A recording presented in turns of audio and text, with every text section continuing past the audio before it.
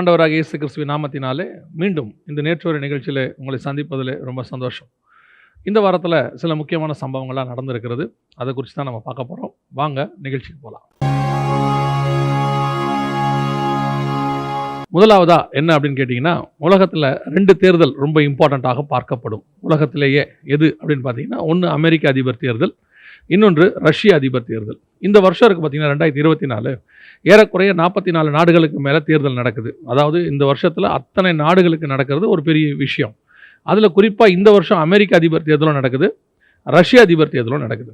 அதில் இந்த 2 அதிபர் தேர்தலும் மிக முக்கியமான தீர்மானங்களை இந்த வருஷம் ஏற்படுத்தும். ஏன்னா வரக்கூடியவங்க எப்படி இருக்கிறாங்களோ அதன் அடிப்படையில் தான் அந்த நாட்டினுடைய முடிவுகள் இருக்கும். உதாரணமாக இப்போ ரஷ்ய அதிபர் தேர்தலில் ரஷ்ய அதிபர் புதின் மீண்டும் தேர்ந்தெடுக்கப்பட்டிருக்கிறார் 2030 வரைக்கும். அந்த நாட்டில் நடக்கிற தேர்தலை பற்றி எல்லாருக்கும் தெரியும். ஆனால் அவர் ஜனநாயக முறைப்படி தேர்ந்தெடுப்பதாக அறிவிக்கப்பட்டிருக்கு. ஸோ இப்போ 2030 வரைக்கும் அவர் தான் பிரசிடென்ட். ஸோ இது என்ன நடக்க போகுது அப்படின்னு கேட்டிங்கன்னு சொன்னால், ஏற்கனவே நேட்டோ நாடுகள், அதாவது யூஎஸ், யூரோப் இவங்கெல்லாம் சேர்ந்து நேட்டோ நாடுகள் ரஷ்யாவுடைய பார்டரில் ஏற்கனவே ரொம்ப பிரச்சனை பண்ணுறாங்க. இது வரைக்கும் புதின் அமைதியாக இருந்ததுக்கு ஒரு ரீசனாக எது கருதப்பட்டதுன்னா இந்த தேர்தல். ஏன்னா எலெக்ஷனுக்கு முன்னாடி இது நடந்துச்சுன்னா பிரச்சனை வரும் அப்படின்னு எதிர்பார்க்கப்பட்டது. இப்போ எலெக்ஷன் முடிஞ்சிருச்சு. அடுத்த 6 வருஷத்துக்கு அவர் ஒன்றும் செய்ய முடியாது. 2030 வரைக்கும் அவர் தான் பிரசிடென்ட். ஸோ இனி அவர் எடுக்க போகிற முடிவு ரொம்ப முக்கியம். ஏன்னா இந்த தேர்தலை ஒட்டியே நிறைய பிரச்சனைகளை மேற்கத்திய நாடுகள் ரஷ்யா கூட நடத்துனதாக சொல்லப்படுது. அதாவது ரஷ்யாவுடைய ஆயில் டெப்போ ஒன்று அடிக்கப்பட்டிருக்கிறது, பல இடங்களில் தாக்குதல் நடத்தப்பட்டிருக்கிறது. ஆனால் இது எதுக்குமே இன்னும் ரஷ்யா ரியாக்ட் பண்ணாமே இருக்குது. ஆனால் இதெல்லாம் இந்த நேம் ஆஃப் உக்ரைன் தான் அடிக்குதுன்னு சொல்லுது. ஆனால் உலகத்துக்கும் தெரியும், ரஷ்யாவுக்கும் தெரியும், உக்ரைன்ட்டு அவ்வளோ படைபலம் எதுவும் கிடையாது. இதெல்லாம் நேட்டோ நாடுகள் கொடுத்தது. ஸோ இப்போது ரஷ்ய அதிபருடைய ரியாக்ஷன் என்னங்கிறத இனி வருகிற நாட்களில் நம்ம பார்க்க முடியும். அதே நேரத்தில் இந்த வருஷத்தின் முடிவில் அமெரிக்க அதிபர் தேர்தல் இருக்குது. அதில் ஜோ பைடனா அல்லது ட்ரம்ப்பா அப்படின்னு, ஏன்னா அதிகாரப்பூர்வமாக இவங்க 2 பேர் தான் சொல்லியாச்சு. ஸோ இந்த 2 பேரில் யார் வராங்கன்றது தான் இப்போ முக்கியம். இதில் என்ன பிரச்சனைனா, ஜோ பைடன் வந்தாருனாலும் ப்ராப்ளம் இருக்குது. என்ன ப்ராப்ளம் அப்படின்னா, அவர் 2 ஸ்டேட் சொல்யூஷன், அதாவது எருசலேமை 2ஆக பிரிக்கக்கூடியதான 2 ஸ்டேட் சொல்யூஷனுக்கு அவர் ஆதரவாளர். ஏற்கனவே இதை பற்றி அவர் சொல்லியிருக்கிறாரு. அடுத்த வருஷம், அதாவது நவம்பரில் எலெக்ஷன் நடக்கும், ஜனவரி 20 தான் அமெரிக்க அதிபராக அவங்க பதவியேற்பாங்க. அதுக்கப்புறம் ஐநாவில் இந்த இஷ்யூவை கொண்டு வரும்போது அவர்கள் என்ன செய்யணும்னா, இந்த 2 ஸ்டேட் சொல்யூஷனை ஜோ பைடன் ஆதரிப்பார். அவர் ஆதரிச்சார்னா இஸ்ரேல் ஒத்துக்காது. இப்போ விஷயம் தலைகீழ மாறும். ஒருவேளை ட்ரம்ப் வந்தார்னா இதே 2 ஸ்டேட் சொல்யூஷன் அங்கேயும் பிரச்சனை வரும். ஏன்னா அடுத்த 2 ஸ்டேட் சொல்யூஷனை கொண்டு வந்து ஐநால போட போகிறாங்க. அதாவது எருசலேமை 2ஆக பிரித்து பாதிய பாலஸ்தீனத்துக்கிட்டையும் பாதிய இஸ்ரேல்கிட்டையும் கொடுக்கக்கூடியது. அதில் குறிப்பாக அந்த டெம்பிள் மவுண்ட் பாலஸ்தீனத்தை கொடுக்கணுங்கிறதான் விஷயம். இப்போது ட்ரம்ப் வந்தார்னா அவர் அதுக்கு அகைன்ஸ்டானவர், அதாவது எருசலேமை பிரிக்கிறதுக்கு அவர் ஒத்துக்க மாட்டார். அப்பையும் பிரச்சனை வரும். இதில் ரஷ்ய அதிபரும் இந்த 2 ஸ்டேட் சொல்யூஷனில் ரொம்ப முக்கியமாக இருக்கிறார். அவர் தான் அதை சொல்லியிருக்கிறாரு, இதை பிரிக்கணும்னு சொல்லியிருக்கிறார். ஸோ இந்த 2 அதிபர் தேர்தலில் ஒரு அதிபர் தேர்தல் மிக முக்கியமாக ரஷ்யாவது முடிஞ்சிருச்சு, புதின் திரும்பி வந்துட்டார். இப்போ அமெரிக்க அதிபர் தேர்தல் வெரி இம்பார்ட்டன்ட். இவர் வரதை பேஸ் பண்ணி தான் இஸ்ரேலுடைய எருசலேம் பிரிக்கப்படுமா அல்லது பிரிக்கப்படாதா, எப்படி இருந்தாலும் பிரிக்கப்பட்டாலும் யுத்தம் ஆரம்பிக்கும், பிரிக்கப்படாவிட்டாலும் யுத்தம் ஆரம்பிக்கும். இந்த வருஷமும் அடுத்த வருஷமும் இதனுடைய மிக முக்கியமான காரியங்களை நாம் பார்க்க போகிறோம். நம்ம அடுத்த காரியத்துக்கு போக போகிறோம். மிக குறிப்பாக எசேக்கியேல் 38:2 நம்ம வாசிக்கிறோம் இல்லையா, மேசேக் தூபால் ஜாதிகளின் தலைமையான அதிபதியாகிய மாக்கோகு அப்படின்லாம் வருது இல்லையா. அதில் இந்த மாக்கோகு அப்படின்னு சொல்கிறோம். மேசேக்ன்றது மாஸ்கோ, தூபாலுங்கிறது டுபால்ஸ்க்கு, தலைமையான அதிபதின்னு இருக்கு இல்லையா, தமிழில் இருக்கும். அந்த இடத்துல ரூசே அப்படின்னு சொல்லி எபிரேய வார்த்தையில் இருக்கும். ஸோ அங்கே அந்த இடத்த சொல்லும் போது அது ரஷ்யா அப்படின்னு சொல்லுவாங்க. மலையாள வேதாகமத்திலும் ரொஷே அப்படின்னு தான் இருக்குது. அது தமிழில் தான் அதுக்கான அர்த்தத்தை டிரான்ஸ்லேட் பண்ணி தலைமையான அதிபதி அப்படின்னு கொண்டாந்துட்டாங்க. ஆனால் இந்த மாக்கோகுன்னு இருக்கு இல்லையா, இந்த மாக்கோகு யாரு அப்படின்னு சொல்லும்போது இதற்கு நிறைய விளக்கங்கள் இருக்குது. ஒரு சிலர் என்ன சொல்கிறாங்கன்னா, அந்த மாக்கோகுங்கிறது துருக்கின்னு சொல்கிறாங்க. ஒரு சிலர் என்ன சொல்கிறாங்கன்னா, மாக்கோகுங்கிறது மாக்கோகியா, மங்கோலியாவினுடைய ஷார்ட் ஃபார்ம் அப்படின்னு சொல்கிறாங்க. இப்படி நிறைய விளக்கங்கள் அதில் கொடுக்கப்படுது, நிறைய கமெண்ட்ரிஸ் இருக்குது, இப்படி இருக்குது. ஆனால் எதிர்பார்க்கறது என்ன அப்படின்னா, அந்த மாக்கோகியா அப்படின்னா மங்கோலியா வம்சத்தை சார்ந்ததான சீனா, அந்த மங்கோலியெல்லாம் அது பக்கத்தில் தான் இருக்கும், எல்லாம் ஒன்றா தான் இருக்கும். ஸோ இந்த மங்கோலியாவுடைய வம்சமாகிய சைனா ரஷ்யாவுக்கு ஆதரவாக வரணுங்கிறது தீர்க்க தரிசனமாக அதை ஆராய்கிறவர்கள் சொல்லக்கூடியது.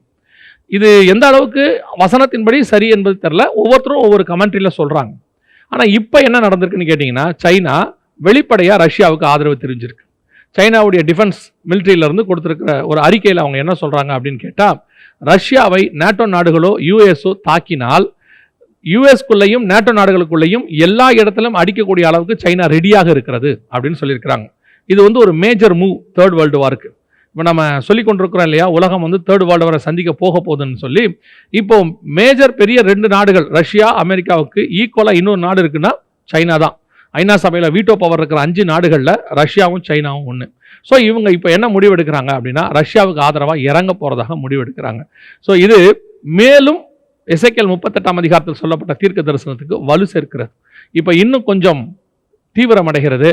இப்போ இங்கே ஆனால் சைனா அதிபர் தேர்தல் பற்றிலாம் பிரச்சனை இல்லை, அங்கே ஆல்ரெடி டிக்டேட்டர்ஷிப் தான் வச்சுக்கோங்களேன். இங்கே இப்போ அமெரிக்க அதிபர் தேர்தலோட இதுவும் சேர்ந்து நடக்கும்போது இது எல்லாம் ஒன்றாக சேர்ந்து மிக முக்கியமான ஒரு தேர்ட் வேர்ல்டு வார்க்கான ஒரு காரியத்தை அமைக்க போகிறது. வாங்க நம்ம அடுத்த காரியத்தை பார்ப்போம்.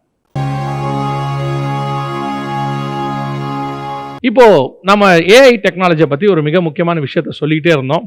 இது வந்து ஒரு காலத்தில் மனுஷனை ஆளக்கூடியதாக மாறும்னு. இந்த சாட் ஜிபிடி அப்படின்னு சொல்லக்கூடியது ஒரு ஏஐ டெக்னாலஜியினுடைய ஒரு ஃபஸ்ட்டு வந்தது. இன்னும் கொஞ்சம் சொல்லலாம் அட்வான்ஸ்டு. ஏற்கனவே 3 ட்ரில்லியன் டேட்டாஸ் இருக்குது. இதை நம்ம எப்படி பார்க்குறோம்? இப்போ ஒரு உதாரணத்துக்கு நான் உங்களுக்கு சொல்கிறேனே, இந்த ஏஐ டெக்னாலஜியினுடைய ஆரம்ப கட்டம்னு வச்சுக்கோங்க, உங்களுக்கு புரியறதுக்காக சொல்கிறேன். ஒரு ஏடிஎம் மிஷின் இருக்குது. இந்த ஏடிஎம் மிஷின்கிட்ட நீங்கள் போன உடனே அது என்ன செய்யுது? கார்டை போட்டோன்னே இன்ஃபர்மேஷனை கொடுக்குது. நீங்கள் பார்த்தீங்க இது ஸ்டார்டிங் ஸ்டேஜ். அப்புறம் ஏடிஎம் மிஷின் பேசுச்சு, வெல்கம் அப்படின்னு சொல்லிச்சு. இது நடந்துச்சு இல்லையா? இதோடைய அடுத்த வெர்ஷன் டெக்னாலஜி தான் ரோபோட்டிக்ஸ் அப்படின்னு நம்ம பார்த்தோம். இதனுடைய அடுத்த வெர்ஷன் தான் ஏஐ டெக்னாலஜி. அதாவது நாம எப்படியோ அது அப்படியே இருக்கும், அப்படி பேசும், நடத்தும், எல்லாம் செய்யும் இல்லையா? ஒரு மிஷின் எப்படி மனுஷன் ஒருவனுக்கு பரிணாம வளர்ச்சி அடையுது அப்படின்னு தான் உங்களுக்கு சொல்றோம். இந்த ஏஐ டெக்னாலஜி அப்படியே முழுக்க முழுக்க இன்னொரு மனுஷனாக ஆர்டிஃபிஷியல் இன்டெலிஜென்ஸ், நமக்கு நேச்சுரல் இன்டெலிஜென்ஸ், அது ஆர்டிஃபிஷியல் இன்டெலிஜென்ஸ் அப்படியே உருவாகுது அப்படின்னு பார்க்குறோம். இப்போ இந்த சாட் ஜிபிடி அப்படிங்கிறது வந்து ஒரு டெக்னாலஜி. அதாவது அது வந்து நம்ம ஒரு ப்ரோக்ராம் பண்ணக்கூடிய ஒரு விஷயமா தான் பார்த்தோம். ஆனால் இது இப்போ எந்த அளவுக்கு ஆயிடுச்சுன்னு கேட்டிங்கன்னா, அதில் உள்ள டேட்டாஸ் நம்முடைய மூளையை விட பல மடங்கு சக்தி வாய்ந்ததாக ஒரு மிஷின் இருந்துச்சு. ஏடிஎம் மிஷின் மாதிரி ஒரு மிஷினாக அல்லது ஒரு சாஃப்ட்வேராக இருந்துச்சு. இப்போ அதுக்கு முதலாக உருவம் கொடுத்துருக்குறாங்க. அது எப்படி உருவம் கொடுத்துருக்குறாங்கன்னு கேட்டிங்கன்னா, வீட்டு வேலை செய்யறதுக்கான ஒரு வேலை செய்யக்கூடியதான, அதுவே சுயமாக யோசிச்சு வீடு கிளீன் பண்ணுறது, அதை பண்ணுறது, வீட்டுக்கான ஹவுஸ் ஹோல்டு, வீட்டுக்குள்ளே காரியங்களை செய்வதற்கு. இப்போ இது அப்படியே எப்படி மாறும்? வீட்டில் நம்ம இப்போ வேலைக்கு ஆள் வைக்கிறோம் இல்லையா, வேலைக்காரங்க வராங்க இல்லையா, அந்த வேலைக்காரங்களுக்கு பதிலாக இது மாறுது. அடுத்து இது வீட்டு எஜமானாக மாறும். ஏற்கனவே சொல்லியிருக்கிறோம், கொஞ்சம் கொஞ்சமாக மேலை நாடுகளில் வந்தாச்சு. இப்போ வீடுகளுக்குள்ளேயும் நுழைஞ்சிருச்சு இப்போ ஏஐ டெக்னாலஜி. இனி மனுஷன் குறைவாங்க, அதாவது தேர்ட் வேர்ல்டு வாரில் மனுஷன் குறைவான், ஏஐ டெக்னாலஜி உள்ளே வரும். எப்படி செல்ஃபோன் ஒரு லக்ஸுரி பொருளாக வந்து இன்னைக்கு செல்ஃபோன் நம்ம வாழ்க்கையை நிர்ணயிக்கிறதோ, அதே மாதிரி ஏஐ டெக்னாலஜி நிர்ணயிக்க போது. அதற்கு மிக முக்கியமாக இன்னைக்கு அந்த ஹை டெக்னாலஜி இருக்கக்கூடியதான இந்த சாட் ஜிபிடிக்கு உருவம் கொடுக்க தொடங்கிட்டாங்க. இப்போ இந்த 3 ட்ரில்லியன் டேட்டாஸ் உள்ள இருக்குது. நான் சொல்றது கொஞ்சம் நான் மாசத்துக்கு முன்னாடி. இப்போ இன்னும் டேட்டாஸ் எல்லாம் ஏற்றப்படுது. நிறைய டேட்டா சென்டர்ஸ்ல டேட்டாஸ் வாங்குறாங்க. வாங்கி இது உள்ள ஸ்டோர் பண்ண இது வந்து பயங்கரமான வளர்ச்சி அடையும். ஒரு மனுஷனை விட பல மடங்கு இன்ஃபர்மேஷன்ஸ் உடையதாக இருக்கும். அப்படி இருக்கும் பொழுது அது சுயமாய் முடிவெடுக்கக்கூடிய இடத்துக்கு போகும். அது ரொம்ப தூரத்தில் இல்லை, நம் கண்களுக்கு முன்பாக 2000 வருஷத்துக்கு முன்னாடி வெளிப்படுத்தல் 13:15 சொன்னது நம் கண்களுக்கு முன்பாக நிறைவேறுது. இதே ஏஐ டெக்னாலஜியோட இன்னொரு நியூஸ், கேரளாவில் டீச்சராக உள்ள நுழைஞ்சிருச்சு. இப்போ நாம இதான் டெக்னாலஜியா பார்க்குறோம்ல, இந்த டெக்னாலஜி ஒரு நாள் நம்மளை ஆளுகை செய்யும் பாருங்களேன். இப்போ யோசிச்சு பாருங்க, ஒரு வளரும் பிள்ளைகளுக்கு அறிவை புகட்டக்கூடியதான இடத்திற்கு டெக்னாலஜி வந்துருச்சு, கம்ப்யூட்டர் வந்துருச்சு. முந்தைய கம்ப்யூட்டர் என்பது நமக்கு கிடைக்கிற நாலேஜ், கம்ப்யூட்டர் படிச்சா, கம்ப்யூட்டர் தெரியுமான்னு. இப்போ கம்ப்யூட்டர் நமக்கு போதிக்குது, நம்ம பிள்ளைகளை உருவாக்குது.